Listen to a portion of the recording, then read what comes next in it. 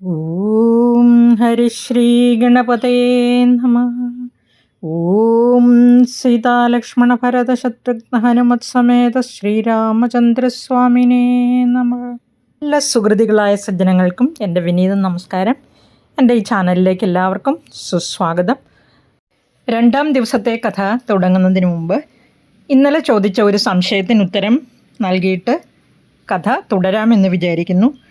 എന്തുകൊണ്ടാണ് ഗണപതി, സരസ്വതി, അതുപോലെ തന്നെ രാമായണം വായിക്കുമ്പോൾ മഹാവിഷ്ണുവിൻ്റെ ശ്രീരാമചന്ദ്രൻ്റെ ധ്യാന ശ്ലോകങ്ങൾ ചൊല്ലാതെ ഹരിശ്രീ ഗണപതയെ നമ എന്ന് ചൊല്ലിയത് എന്നായിരുന്നു ചോദ്യം. ഈ ശ്ലോകം ഈ വന്ദന കേൾക്കാത്തവരാരും ഉണ്ടാകുകയില്ല. എല്ലാവരും തുടങ്ങുന്നത് എന്ത് തുടങ്ങുമ്പോഴും ഹരിശ്രീ ഗണപതയെ നമ. ഇത് അർത്ഥത്തെക്കുറിച്ചും ഇതിൻ്റെ പദഘടനയെക്കുറിച്ചൊക്കെ പല പല അഭിപ്രായങ്ങളും ഉണ്ട്. ഹരിശ്രീ എന്ന് ചേർത്തെഴുതണോ, ഹരി ശ്രീ എന്ന് മുറിച്ചെഴുതണോ, ഗണപതിയെ എന്ന് ഏകവചനം യോജിക്കുന്നത് എങ്ങനെ, ശ്രീയും ഗണപതിയും എന്നെടുക്കണോ അതോ ശ്രീ ഗണപതി എന്ന് ചേർത്തെടുക്കണോ എന്നൊക്കെ എഴുതുന്നവർക്ക് സംശയം. പറയുമ്പോഴും ഇതൊക്കെ തന്നെയാണ് എല്ലാവർക്കും സംശയം. പിന്നെ ഇവിടെ എന്തുകൊണ്ട് മഹാവിഷ്ണുവിൻ്റെ ശ്രീരാമചന്ദ്രൻ്റെ കഥ പറഞ്ഞപ്പോൾ അങ്ങനെ പറഞ്ഞു തുടങ്ങി എന്ന് ചോദിച്ചിരിക്കുകയാണ്. അപ്പോൾ ഹരിഹി എന്നെഴുതും, ശ്രീ ഗണപതയെ നമഃ എന്ന്. ഇതാണ് പദച്ഛേദം. ഹരിസ്മൃതി സർവവിപത് പ്രമോചിനി എന്ന പ്രമാണമനുസരിച്ച് മംഗല്യപ്രാപ്തിക്കായിട്ട് സർവമംഗളങ്ങളും ലഭിക്കുന്നതിനായിട്ട് ഹരിപദം കൊണ്ട് ആദ്യം മഹാവിഷ്ണുവിനെയാണ് നമ്മൾ സ്മരിക്കുന്നത്. ഇപ്പോൾ ഹരി എന്നതിൻ്റെ അർത്ഥം മനസ്സിലായി കാണുമല്ലോ. ഹരി എന്നാൽ മഹാവിഷ്ണു. ആദ്യമായി മഹാവിഷ്ണുവിനെ സ്മരിച്ചു. തുടർന്ന് തടസ്സങ്ങൾ ഒഴിവാകാൻ വിഘ്നേശ്വരനായ ശ്രീഗണപതിയെ നമസ്കരിക്കുകയാണ്. വിഷ്ണുവിനും ശ്രീഗണപതിക്കും നമസ്കാരം എന്ന് അർത്ഥം. ശ്രീഗണപതി എന്ന പദം 3 അർത്ഥത്തെയാണ് സൂചിപ്പിക്കുന്നത്. ഗണാനാം പതിഹി ഗണപതിഹി. ഗണങ്ങൾ ഇവിടെ ഭൂതഗണങ്ങളാണ്. അവയുടെ പതി പരമശിവൻ എന്നർത്ഥം. അർദ്ധനാരീശ്വരനായതുകൊണ്ട് ശിവനെ സ്മരിക്കുമ്പോൾ പാർവതിയും മനസ്സിലെത്തും. ശ്രീ ശബ്ദപ്രയോഗം മഹാലക്ഷ്മിയാണല്ലോ സൂചിപ്പിക്കുന്നത്. ശ്രീ എന്നാൽ ഐശ്വര്യം, ലക്ഷ്മി ദേവി. ഇങ്ങനെ വിഘ്നങ്ങൾ ഒഴിവാകാൻ ഗണേശനെ നമസ്കരിക്കുന്നു. മംഗളസൂചകമായി ഹരി, ഹരൻ, ഉമ, ലക്ഷ്മി എന്നിവരെ മനസ്സിൽ ധ്യാനിക്കുകയും ചെയ്യുന്നു. ഗണപതി ഉൾപ്പെടെ 5 പേരെയാണ് ഈ വാക്യം കൊണ്ട് അർത്ഥമാക്കുന്നത്. ഹരിശ്രീ ഗണപതയേ നമഃ. ഓങ്കാരം ചേർത്തും ജപിക്കാറുണ്ട്, ഓങ്കാരം ചേർക്കാതെയും ജപിക്കാറുണ്ട്. എന്നാൽ ഈ വാക്യത്തിൻ്റെ സാകല്യാർത്ഥം എന്ന് പറഞ്ഞാൽ അത് സരസ്വതീപരമാണ്. നിങ്ങൾ കടപയാതി സംഖ്യകളെ പറ്റി കേട്ടിട്ടുണ്ടോ? കടപയാതി ക്രമം അനുസരിച്ച് ഇതിലെ അക്ഷരങ്ങൾ കൂട്ടി നോക്കുമ്പോൾ കിട്ടുന്ന സംഖ്യ 51. നമ്മൾ മഹാലക്ഷ്മിയെ വന്ദിക്കുന്ന ഒരു ശ്ലോകം ഉണ്ടല്ലോ, 51 അക്ഷരാളി കലിത തനുലതേ വേദമാകുന്ന ശാഖിക്കൊമ്പത്തമ്പോടുപൂക്കും കുസുമതീലേന്തുന്ന പൂന്തേൻ കുഴമ്പേ. ഇങ്ങനെ ഈ മഹാലക്ഷ്മിയെ വന്ദിക്കുന്ന ശ്ലോകം തുടങ്ങുന്നത് 51 അക്ഷരങ്ങളാണ്. അത് ഏകപഞ്ചാശത് വർണ്ണാത്മികയാണ് സരസ്വതി എന്നർത്ഥം. 51 അക്ഷരാളി കലിത തനുലതേ എന്ന് തുടങ്ങിയിരിക്കുന്നു. അതുകൊണ്ട് തന്നെ വിഷ്ണു, ശിവൻ, പാർവതി, ലക്ഷ്മി, ഗണപതി എന്നിവരെ പ്രത്യേകമായും വാഗ്ദേവിയായ സരസ്വതിയെ സവിശേഷമായിട്ടും വന്ദിക്കുന്ന വാക്യമാണിത് എന്ന് മനസ്സിലായല്ലോ. വാഗ്ദേവതയായ സരസ്വതിയെ സ്തുതിക്കുന്നത് കൊണ്ടാണ് കുട്ടികളെ എഴുത്തിനിരുത്തുമ്പോൾ ആദ്യം ഈ വാക്യം എഴുതിക്കുന്നത്. പിന്നെ സരസ്വതി നമസ്തുഭ്യം വരദേ കാമരൂപിണി വിദ്യാരംഭം കരിഷ്യാമി എന്ന് തുടങ്ങുന്ന ആ ശ്ലോകവും ജപിക്കുന്ന പതിവുണ്ട്. അപ്പോൾ വിദ്യാരംഭത്തിൻ്റെ ആശയം അതിലുണ്ടെന്നർത്ഥം. സർവകർമ്മങ്ങളുടെയും ആരംഭത്തിൽ ഈ വാക്യം ചൊല്ലുന്നത് എന്തിനെന്ന് ഇപ്പം മനസ്സിലായി കാണുമല്ലോ. ഇനി കടപയാതി ക്രമം അനുസരിച്ച് ഈ വാക്കുകളുടെ സംഖ്യ പറയാം. ഹരി എന്ന വാക്കിനകത്ത് 28 അതിൻ്റെ സംഖ്യ. ശ്രീ അത് ഷ പ്ലസ് ര പ്ലസ് ഇ ആണ്. അത് രേഫമായിട്ടാണ് ഉൾക്കൊള്ളിച്ചിരിക്കുന്നത്. അത് 2 അതിൻ്റെ സംഖ്യ. ഗ 3, ണ 5, പ 1, ത 6, എ 1, ന 0, മഹ എന്നുള്ളതിന് 5. ഇവയെല്ലാം കൂടെ കൂട്ടുമ്പോൾ 51 കിട്ടുന്നത്. അപ്പം ഈ 51 അക്ഷരാളി എന്ന് വിളിക്കുന്നത് എന്തുകൊണ്ടെന്ന് മനസ്സിലായി കാണുമെന്ന് കരുതുന്നു. ഇനി നമുക്ക് കഥ തുടരാം. 1-ാം ദിവസത്തെ കഥയിൽ നാം പറഞ്ഞു നിർത്തിയത് താടകാവധം വരെയാണ്. കഥ ഓർക്കുന്നുണ്ടാകുമല്ലോ. ഭഗവാൻ ജനിച്ച ഉടനെ തന്നെ ചതുർബാഹുവായി ശംഖചക്ര ഗദാപത്മങ്ങളോടുകൂടി കൗസല്യാദേവിക്ക് ദർശനം അരുളുകയും തൻ്റെ വിശ്വരൂപത്തെ കാണിച്ച് അനുഗ്രഹിച്ചതിന് ശേഷം കൗസല്യയുടെ അഭ്യർത്ഥനയാൽ തന്നെ പൂർവ്വരൂപം, അതായത് മനുഷ്യ ശിശുവിൻ്റെ രൂപത്തിലേക്ക് മടങ്ങുകയും ചെയ്തു. കാരണം എന്തെന്നാൽ ഈ രൂപത്തെ കണ്ട് മറ്റുള്ളവർ അവിടുത്തെ ആ ഭഗവത് സ്വരൂപത്തെ കാണാതെ മനുഷ്യ ശിശുവായി തന്നെ മറ്റുള്ളവർ കാണട്ടെ, മറ്റുള്ളവർ കാണാതെ മറച്ചുകൊണ്ട് പൂർവ്വസ്ഥിതിയെ പ്രാപിച്ചാലും എന്ന് അപേക്ഷിച്ചതനുസരിച്ചാണ് മനുഷ്യ ശിശുവിൻ്റെ രൂപത്തിലേക്ക് മാറുന്നത്. അങ്ങനെ കൗസല്യയ്ക്ക് ദർശനം നൽകിയ ശേഷം മനുഷ്യ ബാലകനായി മാറുകയും അവിടെ പിന്നീട് നടന്ന സംഭവങ്ങളൊക്കെ കഥയിൽ വിവരിച്ചിട്ടുണ്ട്. ഇത് ഞാൻ പറയാൻ മറന്നുപോയിരുന്നു ഇന്നലെ, അതുകൊണ്ടാണ് വീണ്ടും ഇന്ന് സൂചിപ്പിച്ചത്. അതിനുശേഷം യഥാക്രമം എല്ലാ കർമ്മങ്ങളും ചെയ്ത് വിദ്യാഭ്യാസത്തിന് ശേഷം വിശ്വാമിത്രൻ വന്ന് അവരെ കാനനത്തിലേക്ക് കൂട്ടിക്കൊണ്ടുപോകുന്നു. ഭഗവാന്റെ അവതാര ഉദ്ദേശം തന്നെ ദുഷ്ടനിഗ്രഹമാണ്. അതുകൊണ്ട് വിശ്വാമിത്രൻ വന്ന് വിളിക്കുമ്പോൾ ശ്രീരാമനെ വിശ്വാമിത്രൻ്റെ കൂടെ അയക്കുവാൻ ഒട്ടും തന്നെ ദശരഥന് ആഗ്രഹമുണ്ടായിരുന്നില്ല. ബാലകനാണ്, തന്നെയല്ല കുട്ടികൾ ഉണ്ടാകാതെ ഇരുന്ന് ജനിച്ച മകനാണ്, മൂത്ത പുത്രനാണ്. അതുകൊണ്ട് തന്നെ വാത്സല്യ കൂടുതൽ കൊണ്ടും തൻ്റെ കുമാരൻ എന്തെങ്കിലും ആപത്തുണ്ടാകുമോ എന്ന് ഭയന്ന് വിശ്വാമിത്രൻ്റെ കൂടെ അയക്കാൻ വിസമ്മതിക്കുന്നു. പക്ഷേ വസിഷ്ഠ ഗുരു കേവലം മാനുഷനല്ല, ഭഗവാന്റെ അവതാരമാണ് എന്ന് പറഞ്ഞു മനസ്സിലാക്കിയതിനെ തുടർന്ന് വിശ്വാമിത്രൻ്റെ കൂടെ അയക്കുകയാണ് ചെയ്യുന്നത്. അങ്ങനെയാണ് വിശ്വാമിത്രൻ്റെ കൂടെ യാഗരക്ഷയ്ക്കായി ലക്ഷ്മണനും ശ്രീരാമനും കാനനത്തിലേക്ക് പോകുന്നത്.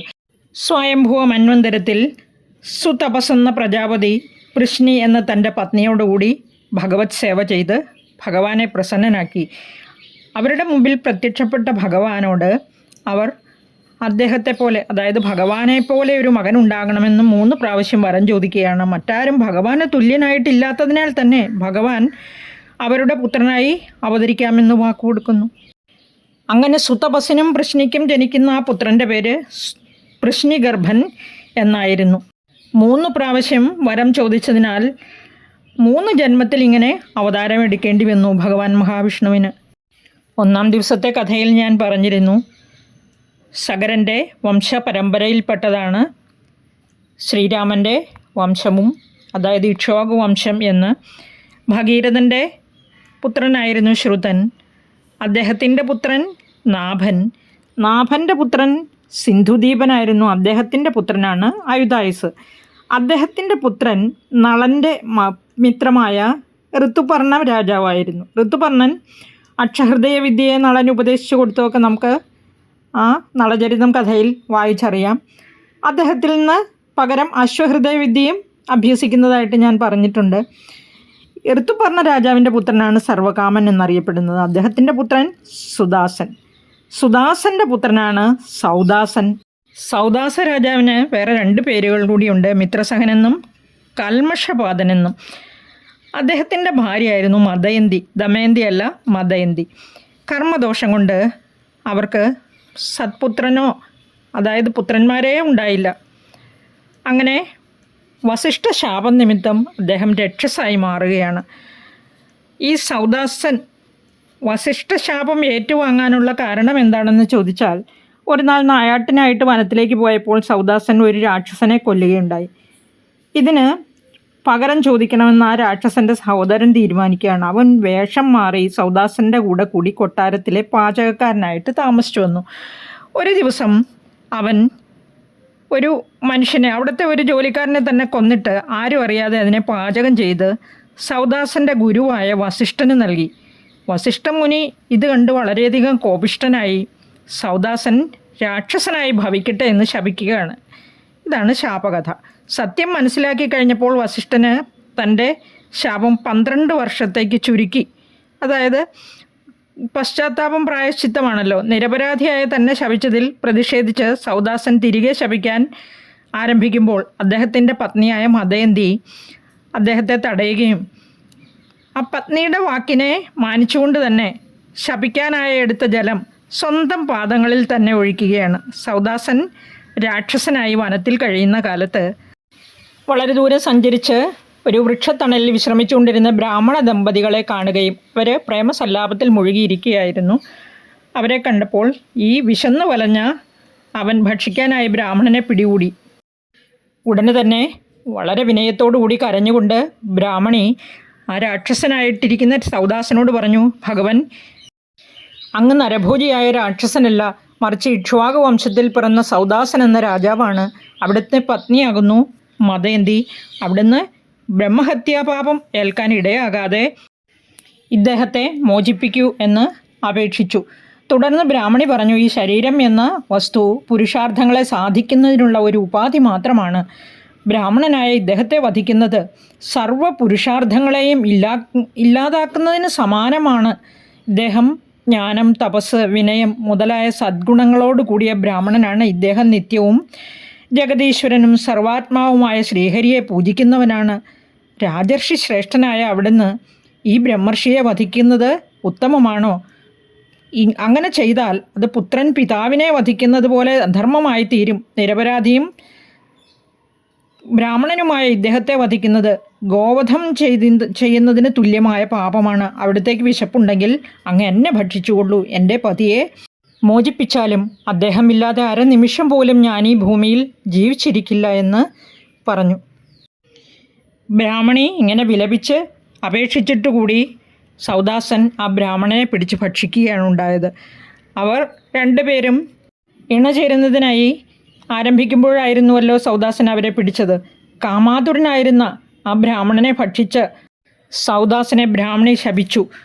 ശാപം ഇങ്ങനെയായിരുന്നു, കാമാതുരനായിരുന്ന എൻ്റെ പതിയെ ഭക്ഷിച്ച നീ ഈ ഇണ ചേരാൻ ആരംഭിക്കുമ്പോൾ തന്നെ, അല്ലെങ്കിൽ നിൻ്റെ പത്നിയുടെ സാമീപ്യം കൊണ്ട് തന്നെ മരിച്ചു പോകട്ടെ എന്ന്. ഇങ്ങനെ ശപിച്ച ശേഷം അവൾ സ്വന്തം ഭർത്താവിൻ്റെ അസ്ഥികൾ അഗ്നിയിലിട്ട് അതിൽ ചാടി തൻ്റെ ദേഹവും ഉപേക്ഷിച്ചു.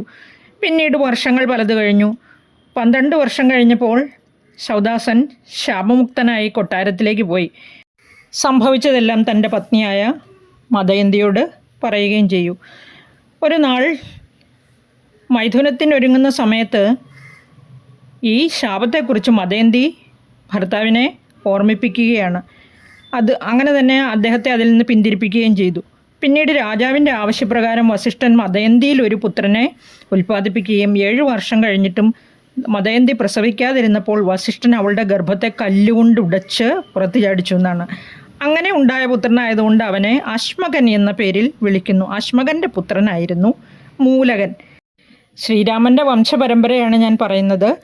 ഇപ്പോൾ ഇവിടെ സൗദാസൻ്റെ മകൻ ആയിരുന്നു എന്ന് പറയുന്നു അശ്മകൻ. പക്ഷേ മൈഥുന സമയത്ത് മരണമുണ്ടാകുമെന്ന് പറഞ്ഞതുകൊണ്ട് വസിഷ്ഠനാൽ പുത്രോത്പാദനം നടന്നതുകൊണ്ട് അത് 7 വർഷം കഴിഞ്ഞ് പ്രസവിക്കാതിരുന്നത് കൊണ്ടും കല്ലുകൊണ്ട് ഉടച്ച് പുറത്തു വന്നതുകൊണ്ടും അവനെ അശ്മകൻ എന്ന് വിളിച്ചു. അശ്മകൻ്റെ മകൻ മൂലകൻ. പരശുരാമൻ ക്ഷത്രിയ വംശത്തെ കൊന്നൊടുക്കിക്കൊണ്ടിരുന്ന സമയത്ത് ഈ അന്തഃപുര സ്ത്രീകളെല്ലാം ചുറ്റും കൂടി നിന്ന് മൂലകനെ രക്ഷിക്കുകയുണ്ടായി എന്ന് പറയപ്പെടുന്നുണ്ട്. അതുകൊണ്ട് തന്നെ അദ്ദേഹത്തിന് നാരീ കവചൻ എന്നൊരു പേരും കൂടിയുണ്ട്. ഈ മൂലകൻ്റെ പുത്രനായിരുന്നു ദശരഥൻ. അദ്ദേഹത്തിൻ്റെ പുത്രൻ ഐഡവിഡൻ അല്ലെങ്കിൽ ഐവിലൻ എന്നും അദ്ദേഹം അറിയപ്പെട്ടു. അവൻ്റെ പുത്രൻ വിശ്വസഹൻ. അദ്ദേഹത്തിൻ്റെ പുത്രൻ ഖഡ്വാങ്കൻ. ദേവന്മാരുടെ ആവശ്യപ്രകാരം അദ്ദേഹം ദേവാസുര യുദ്ധത്തിൽ പങ്കെടുത്ത അസുരന്മാരെ പരാജയപ്പെടുത്തി. തൻ്റെ ആയുസ്സിന് ഇനി ഒരു മുഹൂർത്തം മാത്രമേ ഉള്ളൂവെന്ന് തിരിച്ചറിയുന്ന അദ്ദേഹം അന്തഃപുരത്തിലെത്തി ചിന്തിക്കുകയാണ്.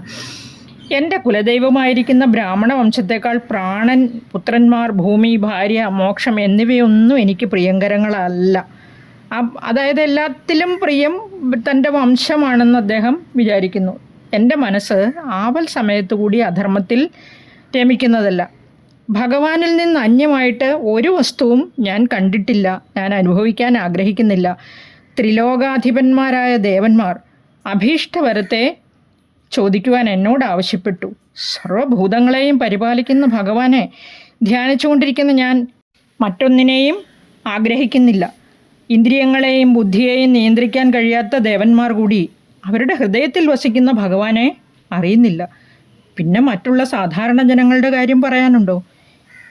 ഈശ്വരമായയാൽ സൃഷ്ടിക്കപ്പെട്ടതും ഗന്ധർവ പുര സമാനവുമായ ഈ ത്രിഗുണാത്മകമായ അതായത് സത്വരജസ് തമോ ഗുണാത്മകമായ ദേഹാദികളിലുള്ള സംഘം വെടിഞ്ഞ് ഞാൻ സർവാത്മാവായ ഭഗവാനെ ശരണം പ്രാപിക്കാൻ പോവുകയാണ് എന്നിങ്ങനെ അദ്ദേഹം ചിന്തിക്കുകയും അന്തര്യാമിയായ ഭഗവാൻ, ഭക്തവത്സലനായ ഭഗവാൻ എന്ന് പറയാം, ഖഡ്വാങ്കൻ്റെ ചിന്താഗതി അറിഞ്ഞ് അദ്ദേഹത്തിന് പരമപദത്തെ പ്രദാനം ചെയ്യുകയും ചെയ്തു. ശ്രീരാമൻ്റെ വംശത്തെ, അതായത് ഇക്ഷ്വാകു വംശത്തെ രഘുവംശമെന്നും പറയപ്പെടുന്നുണ്ട്. അതെന്തുകൊണ്ടാണെന്ന് ഇനി നിങ്ങൾക്ക് മനസ്സിലാവും. ഈ ഖഡ്വാങ്കൻ്റെ പുത്രനായിട്ട് ദീർഘബാഹു ജനിക്കുന്നു. ദീർഘബാഹുവിൻ്റെ പുത്രനായിരുന്നു രഘു. ആ രഘു എന്ന മകൻ്റെ നാമത്തിലാണ് രഘുവംശം എന്നറിയപ്പെട്ടത്. രഘുവിൻ്റെ പുത്രനായിരുന്നു അജൻ. അജൻ്റെ പുത്രൻ ഈ ദശരഥൻ. ഇതിനു മുമ്പൊരു ദശരഥൻ്റെ കാര്യം പറഞ്ഞു, മൂലകൻ്റെ പുത്രൻ. ഇത് അടുത്ത പരമ്പരയിലുള്ളതാണ്. ദേവന്മാരുടെ പ്രാർത്ഥന പ്രകാരം സർവേശ്വരനായ വിഷ്ണു സ്വാംശം കൊണ്ട് ഇദ്ദേഹത്തിൻ്റെ 4 പുത്രന്മാരായി അവതരിക്കുകയാണ്. അവരായിരുന്നുവല്ലോ ശ്രീരാമൻ, ഭരതൻ, ലക്ഷ്മണൻ, ശത്രുഘ്നൻ എന്നിവർ. ശ്രീരാമചന്ദ്രസ്വാമി മനുഷ്യാവതാരമെടുത്ത ആ വംശത്തിൻ്റെ പരമ്പരയെക്കുറിച്ച് ഏകദേശം ഒരു ജ്ഞാനം നിങ്ങൾക്ക് കിട്ടിക്കാണുമെന്ന് കരുതുന്നു. നമുക്കിനി തിരിച്ച് കഥയിലേക്ക് തന്നെ വരാം. മാരീചനെയും സുബാഹുവിനെയും വധിക്കുകയാണ് ഇനി അവരുടെ അടുത്ത ലക്ഷ്യം. അടുത്തായി വിശ്വാമിത്രൻ ദിവ്യാസ്ത്രങ്ങളെല്ലാം ശ്രീരാമചന്ദ്രനും ലക്ഷ്മണനും ഉപദേശിച്ചു കൊടുത്തു. സലക്ഷ്മണം എന്നാണ് പറഞ്ഞിരിക്കുന്നത്, ലക്ഷ്മണനും എന്ന അർത്ഥം. അവർ അന്നത്തെ ദിവസം രാത്രി ആ കാട്ടിൽ തന്നെ വസിക്കുന്നു. അതിനുശേഷം പുലർകാലമായപ്പോൾ സിദ്ധന്മാരായ യോഗികൾ വസിക്കുന്ന മറ്റൊരാശ്രമത്തിലെത്തുകയാണ്. മുനിമാർ അവരെ സാദരം സ്വീകരിച്ച് അർഘ്യപാദ്യാദികൾ കൊണ്ട് സൽക്കരിക്കുന്നു. കുമാരന്മാരും അവരെ വന്ദിച്ച് മുനിമാരുടെ സൽക്കാരം സ്വീകരിക്കുന്നു. ശ്രീരാമൻ വിശ്വാമിത്രനോട് യാഗദീക്ഷകളെ അനുഷ്ഠിക്കാൻ ആവശ്യപ്പെടുകയാണ്. ആയുധങ്ങളേന്തി മുനിമാരുടെ യാഗരക്ഷയ്ക്കായി രാമനും ലക്ഷ്മണനും ആശ്രമവാടത്തിൽ നിലകൊള്ളുന്നു. വിശ്വാമിത്രൻ യാഗം തുടങ്ങി. ഉടനെ തന്നെ സുബാഹുവും മാരീചനും വൻ പടയോടുകൂടി വരികയുണ്ടായി. മധ്യാഹ്ന സമയത്ത് മുകളിൽ നിന്നും രക്തവർഷമുണ്ടാകുന്നു. അതായത് മഴയായിട്ട് പെയ്യുന്ന രക്തത്തുള്ളികളാണെന്നർത്ഥം. രാക്ഷസന്മാരുടെ മായയെപ്പറ്റി പറയേണ്ട ആവശ്യമില്ലല്ലോ. ആയുധങ്ങളേന്തി മുനിമാരുടെ യാഗരക്ഷയ്ക്കായി നിന്നിരുന്ന ശ്രീരാമചന്ദ്രനും ലക്ഷ്മണനും അമ്പും വില്ലുമെടുത്ത് 2 പേരെയും ഓടിക്കാൻ ശ്രമിച്ചു. മാരീചനെയും സുബാഹുവിനെയും വധിക്കാൻ ശ്രമിച്ചെങ്കിലും സുബാഹു ശരമേറ്റ് മരിച്ചു വീണു. മാരീചൻ ഭയം കൊണ്ട് ഓടി രക്ഷപ്പെടുത്തുകയാണ്. ഓടി ഓടി ഓടി ഓടി സമുദ്രത്തിൽ ചെന്ന് ചാടി. ബാണം പിന്നാലെ പായുന്നുണ്ട്. എവിടേക്കെല്ലാം ഓടിയോ അവിടെയെല്ലാം ബാണവും പിന്നാലെ എത്തി തുരത്തിക്കൊണ്ടിരുന്നു. രക്ഷയില്ലാതെ ഭഗവാനെ തന്നെ ശരണം പ്രാപിക്കുകയാണ്. അങ്ങനെ രക്ഷിക്കണേ എന്ന് തന്നെ ശരണം പ്രാപിച്ച മാരീചനെ ഭക്തവത്സലനായ ഭഗവാൻ അഭയം കൊടുത്ത് രക്ഷിക്കുകയാണ്. അന്നു മുതൽ മാരീചൻ എന്ന രാക്ഷസൻ ഭഗവാൻ ശ്രീരാമചന്ദ്രൻ്റെ ഉത്തമ ഭക്തനായിത്തീരുന്നു. അതായത് ഭഗവാൻ മഹാവിഷ്ണുവിൻ്റെ ഭക്തനായിത്തീരുകയും ചെയ്തു. മറ്റ് രാക്ഷസന്മാരെയെല്ലാം ലക്ഷ്മണൻ കൊന്നൊടുക്കുന്നു. രാക്ഷസന്മാരെ വധിച്ചത് കണ്ട് ദേവന്മാരും ഗന്ധർവന്മാരും അപ്സരസുകളും കിന്നരന്മാരും എല്ലാം ആകാശത്ത് നിന്ന് പുഷ്പവൃഷ്ടി നടത്തി. സിദ്ധവിദ്യാധരന്മാരെല്ലാം വാദ്യഘോഷങ്ങൾ മുഴക്കി, അപ്സരസുകളെല്ലാം നൃത്തമാടി. ആകാശമാർഗത്ത് ദേവന്മാരെല്ലാം അണിനിരുന്ന് പരമാനന്ദത്തിൽ മുഴുകി ഭഗവാനെ സ്തുതിക്കാൻ തുടങ്ങുന്നു.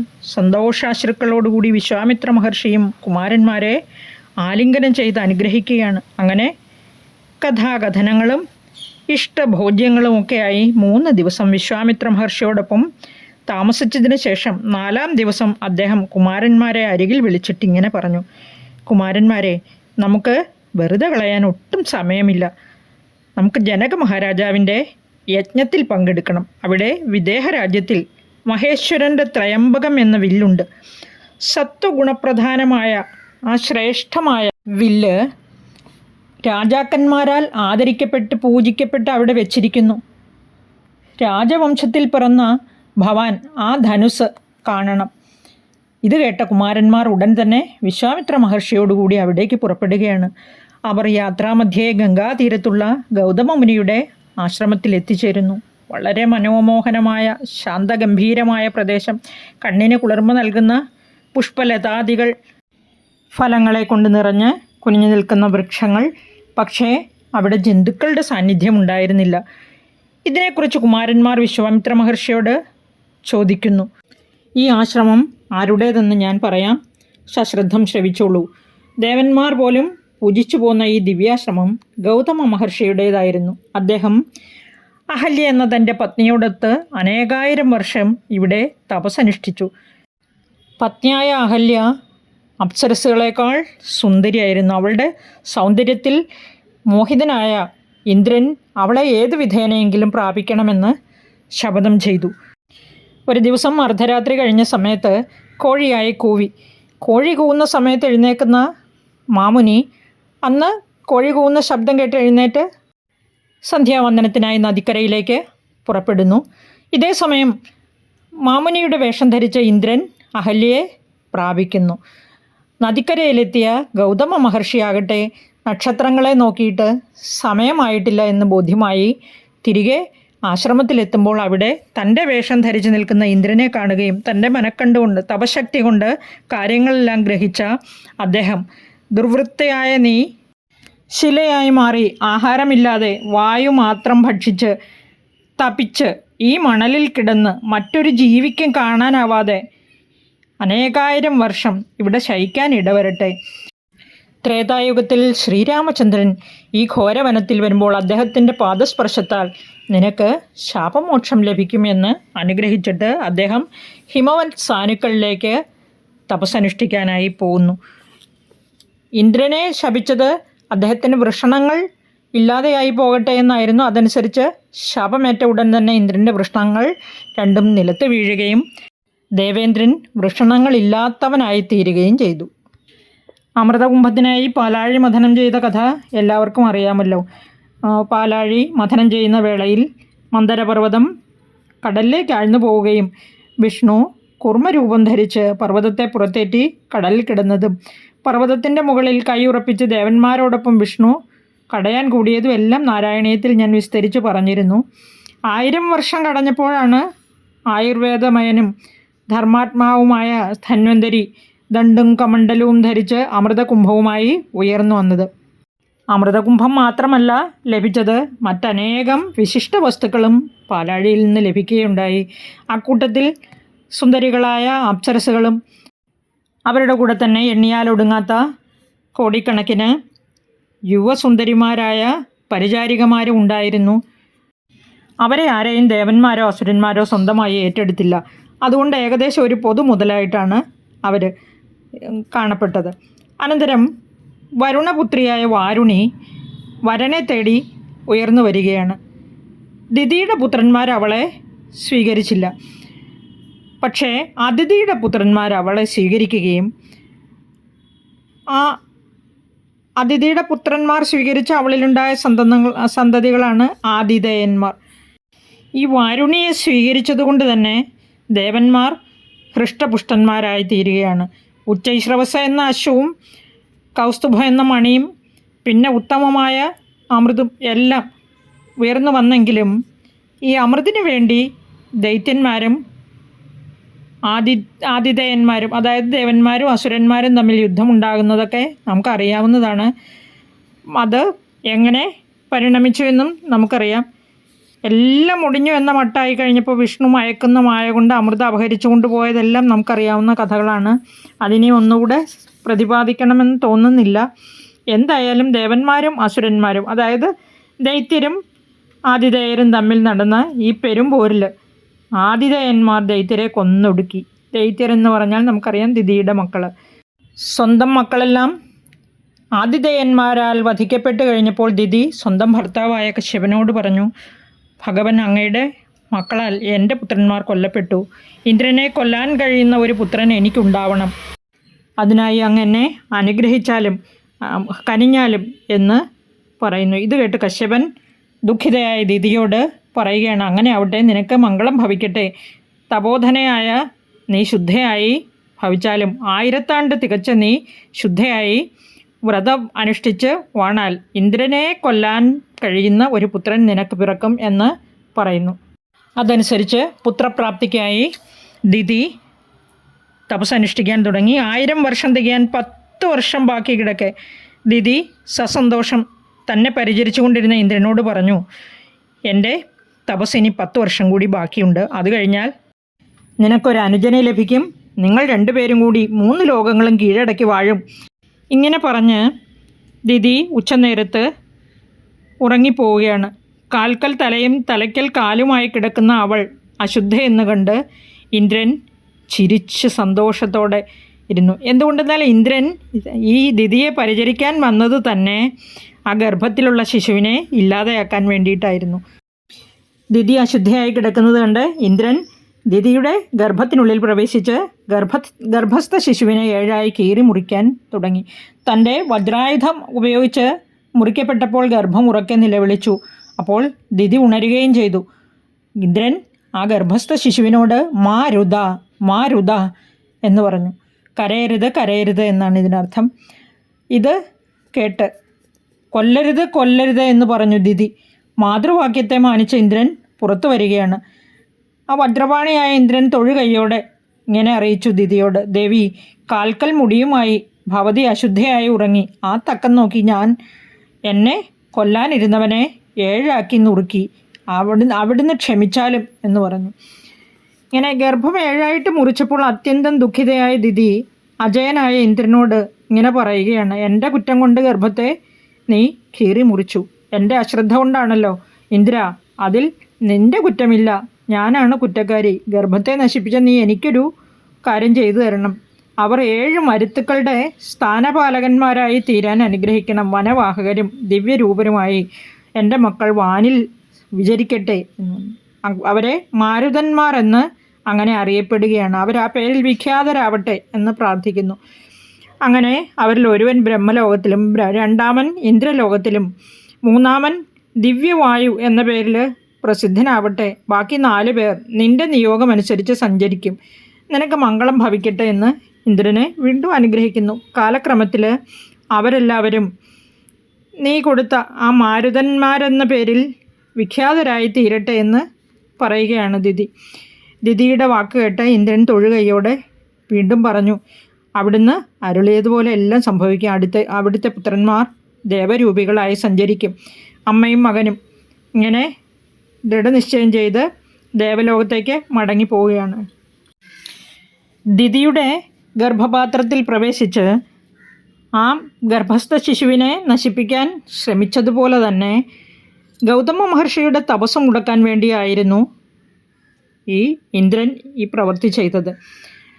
തിരിച്ച് ദേവലോകത്ത് ചെന്ന ദേവേന്ദ്രൻ കണ്ണുനീരോടെ മറ്റ് ദേവന്മാരോട്, അഗ്നി, വരുണൻ, യമൻ ഇങ്ങനെയുള്ള ദേവന്മാരോട് അറിയിച്ചു, മഹാത്മാവായ ഗൗതമൻ്റെ തപസ് മുടക്കാൻ വേണ്ടി അദ്ദേഹത്തെ കോപിപ്പിച്ച് ഞാൻ ദേവകാര്യം സാധ്യമാക്കി. എന്നാൽ അദ്ദേഹം ക്രോധം പൂണ്ട് എന്നെ ശപിച്ചിരിക്കുകയാണ്. അഹല്യ എന്നെ തിരസ്കരിക്കുകയും ചെയ്തു.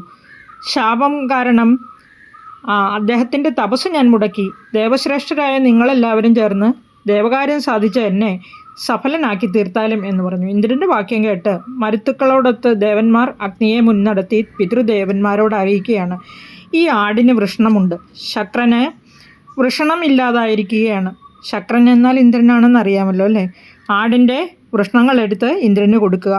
വൃഷണം പോയ ആട് നിങ്ങൾക്ക് വലിയ സന്തോഷം നൽകും. നിങ്ങളുടെ പ്രീതിക്ക് വേണ്ടി ആടിനെ അർപ്പിക്കുന്ന മനുഷ്യർക്കും നിങ്ങൾക്കും അക്ഷയമായ ഫലം ലഭിക്കും.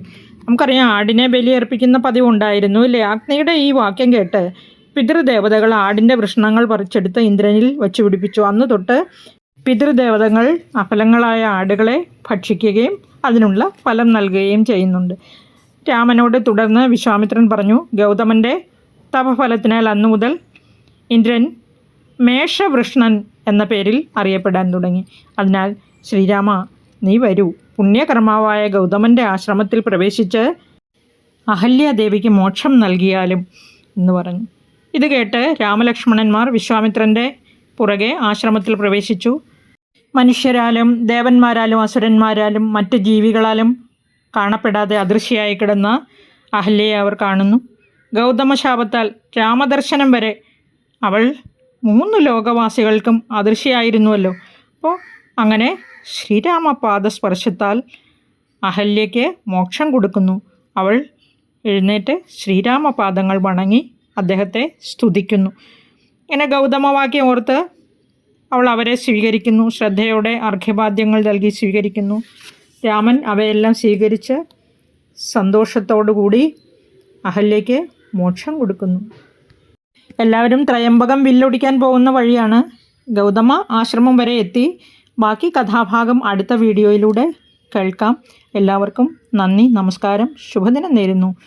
ഭഗവാൻ മഹാവിഷ്ണുവിൻ്റെ അനുഗ്രഹത്താൽ നിങ്ങളുടെ ഇന്നത്തെ ദിവസം സമാധാനവും സന്തോഷവും ഐശ്വര്യവും നിറഞ്ഞതാകട്ടെ എന്ന് ആശംസിക്കുന്നു. ഭഗവാൻ അനുഗ്രഹിക്കട്ടെ എന്ന് ആത്മാർത്ഥമായി പ്രാർത്ഥിക്കുന്നു. നാളത്തെ കഥയിൽ മിഥില പ്രവേശമാണ്. ഭഗവാൻ ശ്രീരാമചന്ദ്രൻ്റെയും മറ്റുള്ളവരുടെയും വിവാഹവും അനന്തരവിശേഷങ്ങളും തുടർന്നും കേൾക്കാം. കാത്തിരിക്കുക.